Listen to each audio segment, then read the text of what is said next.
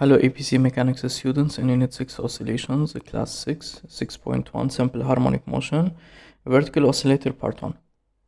So today's video we're gonna discuss the vertical oscillator, which is also a special class of simple harmonic motion. Previously in the first 4 parts we have discussed the horizontal oscillator. Now we're gonna discuss the vertical oscillator.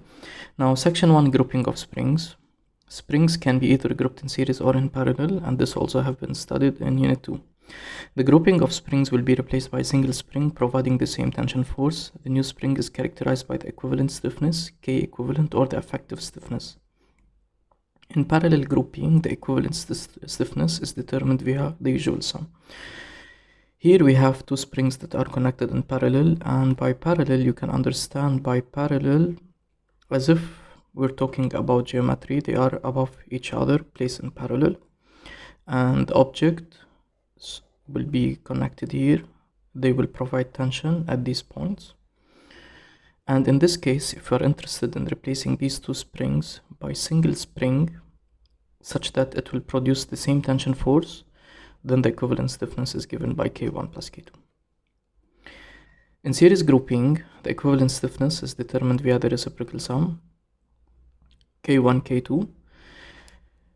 Now these two springs are said to be in series because they have one terminal in common, one end in common. And if you're interested in replacing these two springs by single spring providing the same tension, then the equivalent stiffness is given by the usual, the reciprocal sum. Now let me give some numbers in order for you to understand what's happening. Let me say this is 20 newtons per meter. Remember that the unit of stiffness is given by Newton per meter, and what does Newton per meter means? In order to elongate or compress the spring by 1 meter, we need to provide a force tension worth 20 newtons. And let me say this is 30 newtons per meter, which means in order to compress or elongate the spring by 1 meter, we need to provide a tension force of 30 newtons. And as you can see that K2 in this case is more stiff than K1. And let me also say that K1 is 20 newtons per meter, and that is also 30 newtons per meter. Now, if they are connected in parallel, the spring that replaces these two springs have a stiffness of 20 plus 30, which is basically 50 newtons per meter. As you can see, when they are connected in parallel, the stiffness of the spring overall increases. Now, if they're connected in series, let's do the calculation. That would be 1 over 20 plus 1 over 30, and if you add these two fractions, taking into consideration the common denominator, that would be 1 over 12, which means 1 over K equivalent equals 1 over 12, which means the equivalent stiffness or the effective stiffness is given by 12 newtons per meter. What does this mean? When they are connected in series, the overall stiffness, the equivalent stiffness or the effective stiffness of the system decreases. Then you can think about it the following way. If you have two springs, and this always holds true even if the numbers aren't 20 and 30. If you want to increase the stiffness of the system, just connect them in parallel and you will have an equivalent stiffness which is greater than both. If you want to decrease the stiffness of the system, just connect them in series, and as you can notice that 12 is less than 20 and 30. Then important remark, when springs are grouped in parallel, the stiffness of the grouping increases and is greater than both. When springs are grouped in series, the stiffness of the grouping decreases and is less than both.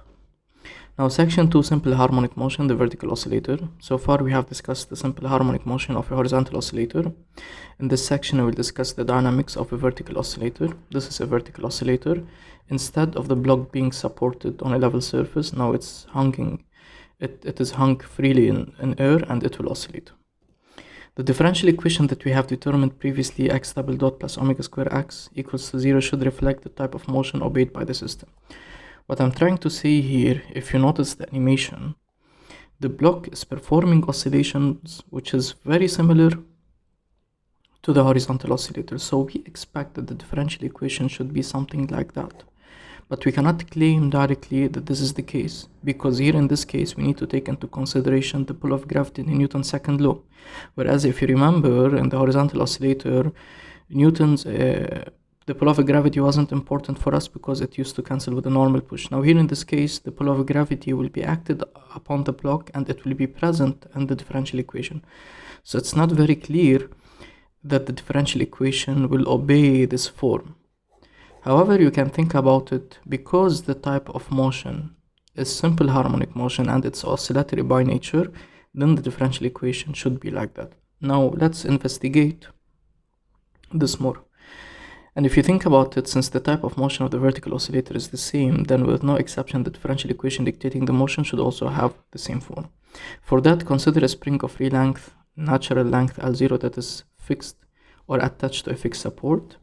So here we have the spring that we're talking about. We're talking about an ideal spring that is connected from free end of a support. It has a free length L0. Now the free length or the natural length L0, what does it mean? It means that we didn't apply any mass yet to the spring. A block of mass m is attached to the other free end of the spring. The spring elongates, and at equilibrium the elongation is x0. Till this moment we don't have oscillations. What's gonna happen now, when we connect the block, the spring will elongate, and the elongation would be given by x0 at equilibrium. Before setting the oscillatory into motion, let's determine a constraint equation that will be useful to implement in our differential equation. Before we set this block into oscillations, now let's determine an equation known as a constraint equation. The forces acting on the block are given by the pull of gravity and the tension in the spring Fs up, and we know because we are at equilibrium, now we're talking before oscillation, we can say that mg is equal to kx 0 because these are balance forces. Mg represents the pull of gravity, kx0 represents the tension force obeyed by Hooke's law if you're considering this is an ideal spring. This is the constraint equation that will hold with us and will implement it in the differential equation. Now the spring is pulled down and set into oscillations. Okay, now we're gonna pull the block more by an elongation additional x, so the total elongation is given by x0 and x, and the spring will start to oscillate. Here you should understand that the spring will oscillate around this equilibrium line and not this line. Okay, so basically we will choose this to be our origin. So we will choose this to be our origin. Okay, and now it's up to us whether we consider down to be positive or up to be positive. But basically the origin is not this horizontal line, but this equilibrium line. And now we're gonna apply Newton's second law. So F net is ma, Fg plus Fs is equal to ma. These are the forces acting on the block while oscillating, projection along the vertical. And here let me mention something very important. It is oscillating, so these forces, they might equate but momentarily. However, in general speaking, Fs in magnitude is variable, the pull of gravity is constant, so they should be represented in different length, but because this FPD is not for any specific instant, I left it like that. Now projection along the vertical, that would be the projection, and here let's clarify some stuff. This minus sign, now we're used to the fact that it is due to the restoring force. We're talking about the force of the spring, and because this is minus, the pull of gravity should be plus, because here we're talking about the type of forces and not the positivity or the negativity in directions. Remember that whenever we're applying Newton's second law, the plus and the minus are usually associated with the positive and negative direction. However, in some specific systems that are related to oscillatory motion, the minus sign is usually associated with the fact that the force is a restoring force, and other forces would be associated with a plus sign because they are simply not restoring forces. Now, if you look carefully at the equation, it's far from the form given by minus kx is equal to ma. So we need to do some adjustments. Now, expanding this k with these two, we have the following form, but notice that we have determined previously an equation given by mg is equal to kx0. Although this equation has been determined at equilibrium, but all of the parameters of these equations are constants. So m is constant, g is constant, k is constant, and x0 is constant, which means this equation can be always and forever used, independent whether we are at equilibrium or in oscillations. For this reason, I can simplify this with that, and we're left with minus kx is equal to ma, and this is a beautiful result. Why? because we have started with an equation which is given in this form, implementing a constraint equation that has been determined at equilibrium, using it in this equation in order to achieve the same form. And now we have two variables given by x and a. We don't have any other equation to use, so the trick here is to promote this equation into a differential one. Via calculus, rearranging the terms, then the form is given by the same previous form. Interpretation: for a vertical oscillator of mass m and stiffness k, it obeys simple harmonic motion and of a differential equation x double dot plus omega square x is equal to 0. The angular frequency omega and the period of the oscillator are given by omega square root k over m, and the period is the same. More features can be added to our quantities using the constraint equation given by mg is kx0. Now, because we have mg over kx0, we can do the following trick.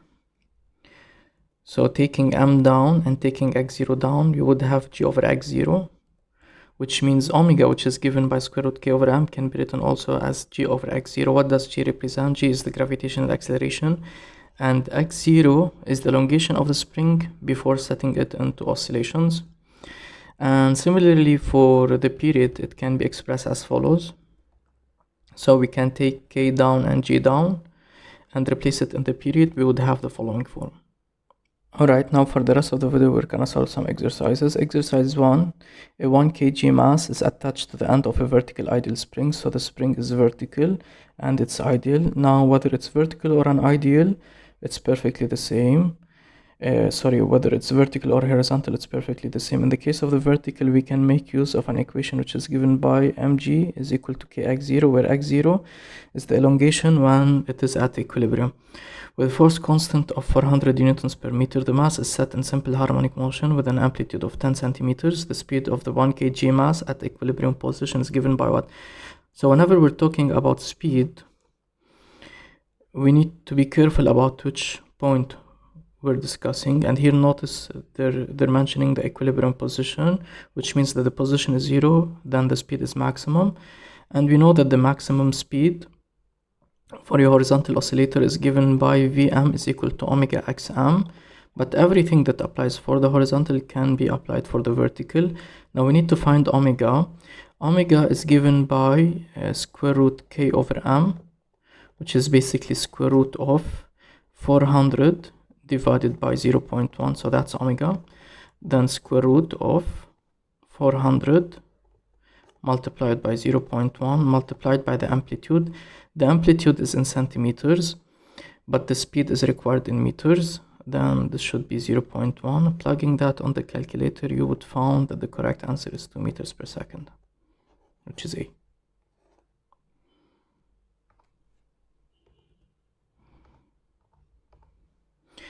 Exercise 2. A mass capital M suspended by spring with force constant K has a period T when set into oscillations on Earth.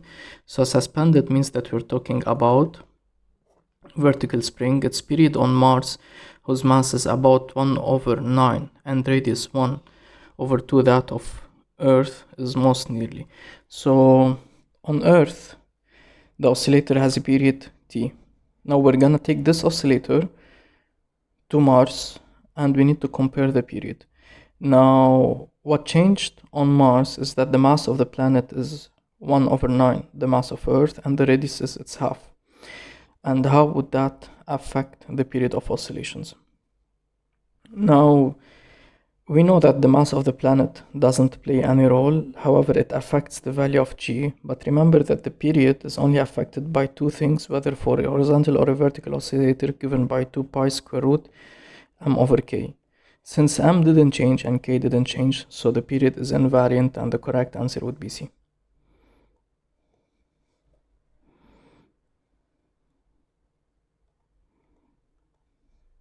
Now exercise 3. An oscillator is made from a block of mass m and a series parallel combination of linear springs.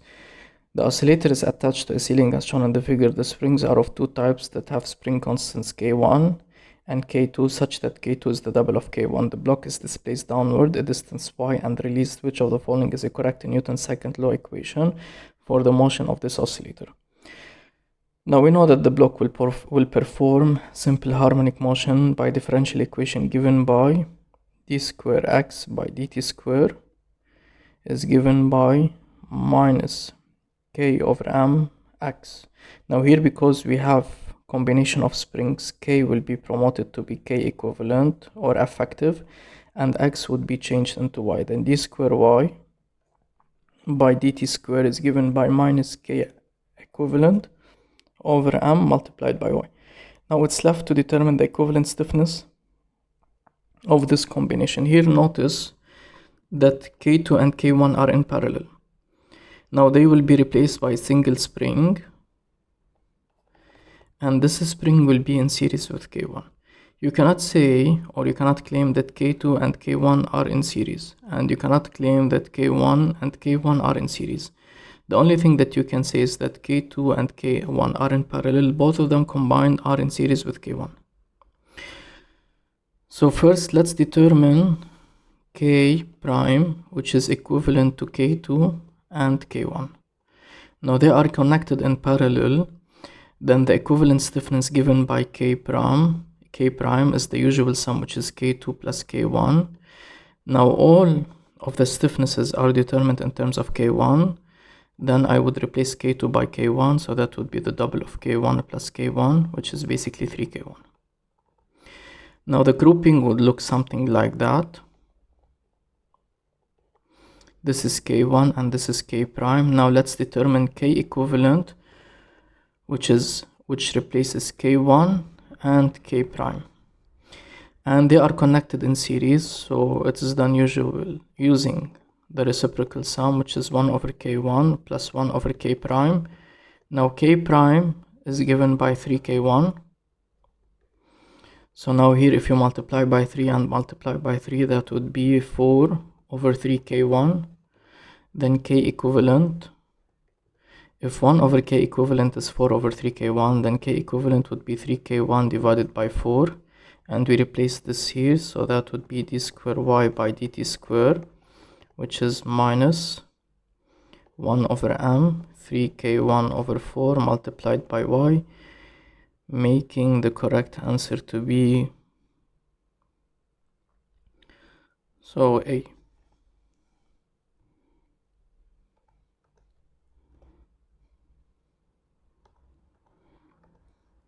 Exercise 4. A 0.5 kg object is attached to a vertical spring of constant k as shown above. The object is pulled down and released. The object oscillates vertically.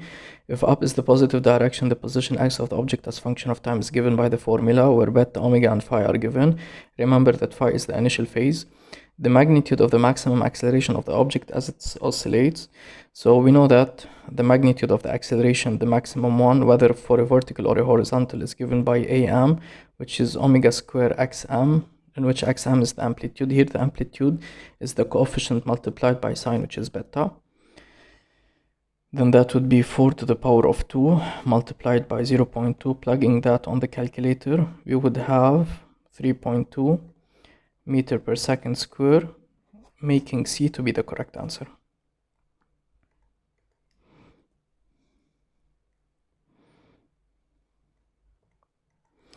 Now a 0.5 kg object is attached to a vertical spring of constant k as shown above. The object is pulled down and released. The object oscillates vertically. If up is the positive direction, the position x of the object as a function of time is given by the formula. So we have the same perfect conditions. The period of the oscillation for the object is most nearly.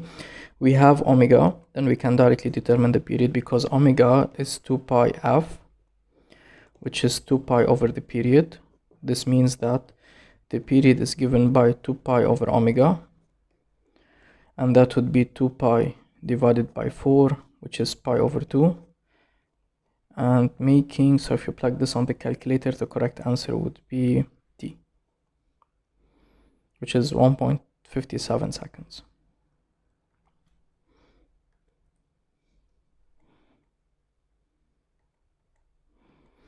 Now, an object attached to a vertically oriented spring on Earth oscillates in simple harmonic motion with a period t. If the spring object is transported to a planet whose acceleration due to gravity is twice that of Earth, then we have changed the gravitational acceleration, but that won't affect the period because it doesn't depend on g. However, they're saying that the mass of the object is quadrupled. We know that the period is affected by the mass because it's given by 2 pi square root m over k, and now we can apply the factor of change. 2 pi didn't change, and the mass has been quadrupled. K didn't change, so that would be 2. Then the answer is given by double the period, and the correct answer in this case is D.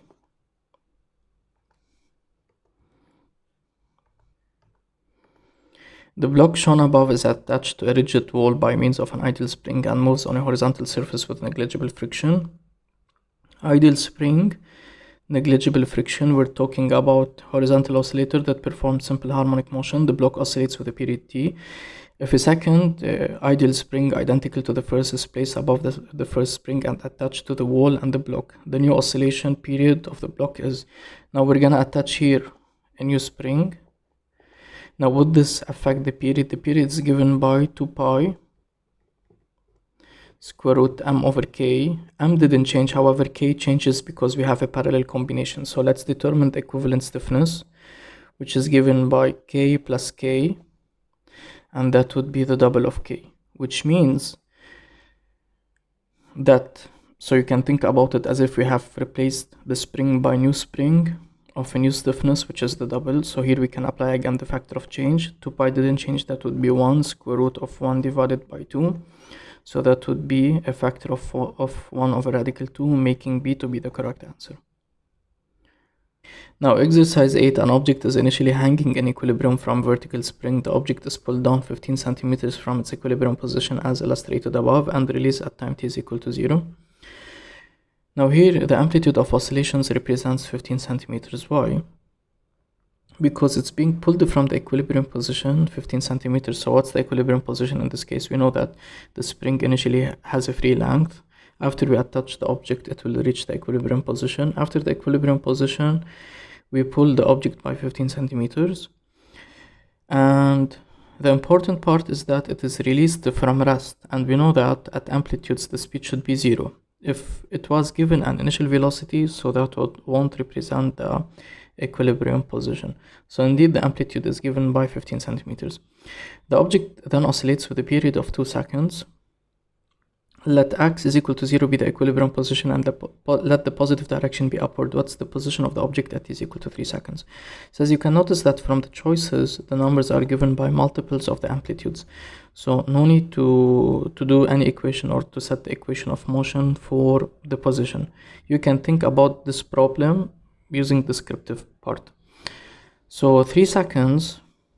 So the first, you can directly eliminate 2 seconds if we started at this point by 2 seconds, which means that the object oscillates up then down and returns to its original position. So you can change this to 1 second. Now for 1 second, what would happen? The period is given by 2 seconds, but we know that the period corresponds for 4 amplitudes. Then 2 divided by 4, that would be 0.5 seconds. Now for the first half second, now after the 2 second completion, the object will oscillate up then go down. So we'll start here again. So for the first half second, the object will pass through the equilibrium, and for the other half second, the object will be in the positive direction at the other amplitude. For this reason, the correct answer would be A.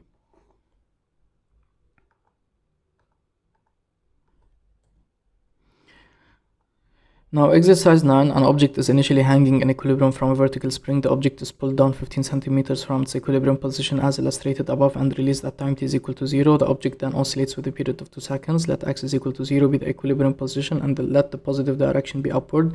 What is the total distance traveled by the object during the first 2 seconds? So they're talking about the distance, not position. So we need to add how many amplitudes. They're talking about the 2 seconds and the period is 2 seconds, and we know that the period corresponds for 4 amplitudes. Then 4 and each amplitude is 15 centimeters. That would be a total of 60 centimeters, making C to be the correct answer.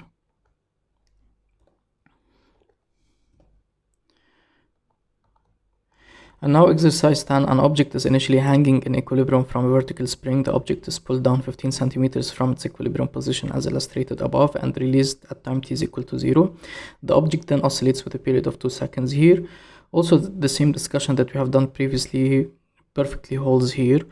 15 centimeters represents the amplitude. because it is being pulled down from the equilibrium position, but the important part is being released from rest, because if you have initial velocity, that would change the amplitude either greater or less than, depends on the direction of the speed given. The object then oscillates with a period of 2 seconds. Let x is equal to 0 be the equilibrium position and let the positive direction be upward. Which of the following statement is true about the magnitude of the acceleration at t is equal to 1 second? So in order to know the magnitude of the acceleration, we need to specify the position of the object at t is equal to 1 seconds. We know that the acceleration is given by minus k over mx. So at equilibrium position, the acceleration vanishes momentarily. At amplitudes, the acceleration is at its maximum. So the period is 2 seconds. Let's investigate for 1 second. Initially, we have here that would correspond for 0.5 seconds, and that would correspond to 0.5 seconds. So the acceleration would be maximum, and indeed the correct answer would be D.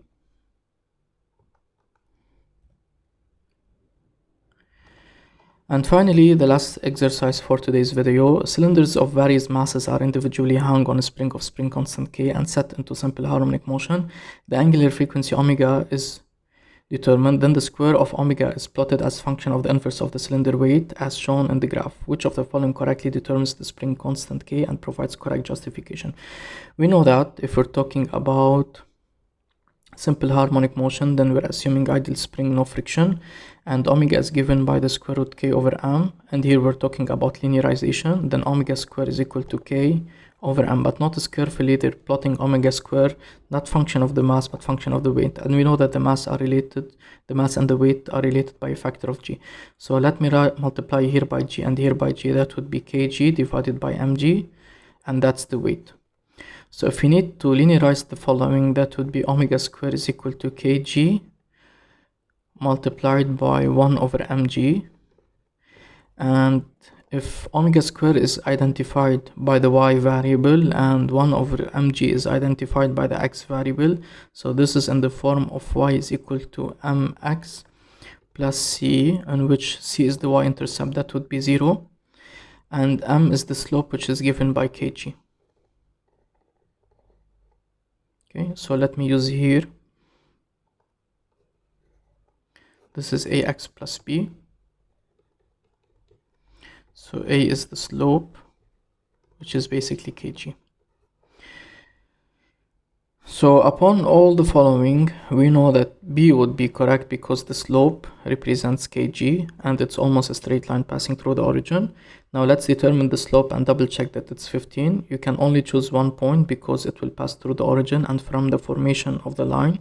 So 300 divided by 2, everything in the SI, so 300 divided by 2, that would be 150, but it's not 150 simply because the slope is kg. Now g is 10, so 150 over 10, which makes k to be 15 newtons per meter, and the correct answer again is B. Then that's it for me in this video, guys. See you soon in a new one.